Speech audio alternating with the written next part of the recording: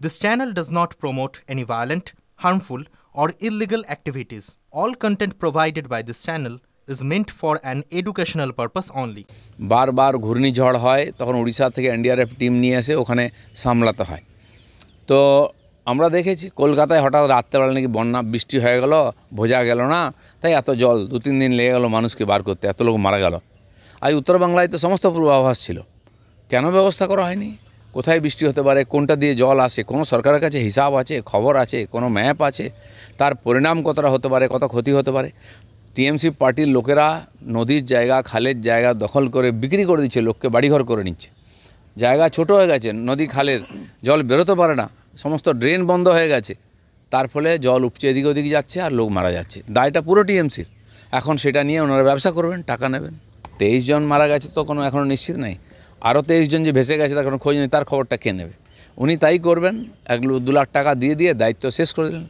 মানুষ পশু পাখির মতো মরতে থাকবে আর উনি তার বদলে ব্যবসা করে কেন্দ্রের থেকে টাকা নেবেন। সবাই আশাই করছিল যে নভেম্বর মাসে ইলেকশন হবে, নির্বাচন কমিশন খুব দক্ষতার সঙ্গে ওখানে এসআইআর করিয়েছে আর নির্বাচনও ভালোভাবে করবে।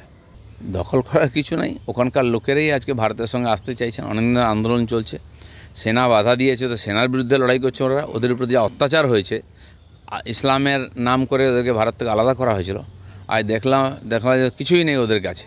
ওরা second class, third class citizen হয়ে গেছে পাকিস্তানে। খাওয়া থাকার উন্নয়নের কোনো ব্যবস্থা নেই। তারা দেখতে পাচ্ছে এপার কাশ্মীরে কী উন্নয়ন হয়েছে, তো তারা আজকে চাইছে এখানে আসতে, আরও আসবে, সিন্ধ চলে আসবে, পুরো পাকিস্তানটাই ভারতবর্ষে আবার ঢুকে যাবে। আমরা আশা করছি এটা হবেই। ইলেকশন কমিশনের যে ইচ্ছা শক্তি এবং ভারতবর্ষের লোকের, বিশেষ করে পশ্চিমবাংলার মানুষ চাইছে, এই যারা হিংসা করছে, উৎপাত করছে, উত্তরবাংলায় যারা এই ঘটনা ঘটিয়েছে, এই ধরনের উৎপাতিয়াগুলো বাংলাদেশি, এদেরকে সব ভারত থেকে তাড়িয়ে বার করতে হবে, তবে কি এখানে ইলেকশনও ঠিক হবে আর বাংলার মানুষ শান্তিতে থাকতে পারবে।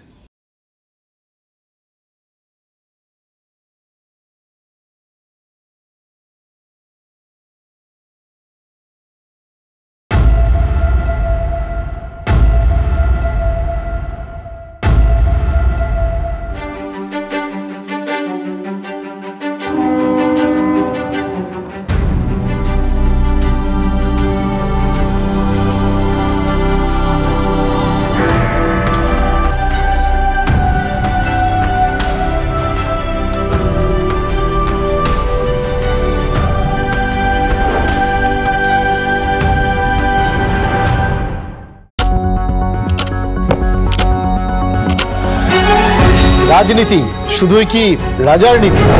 রাজা উজিরের চোখে নয়, আপনার আমার চোখে সমাজের ছবি। কঠিন কথা সহজভাবে না বললেই নয়। প্রতিদিন রাত 9টায় TV9 বাংলায়। TV9 বাংলা না দেখলেই নয়।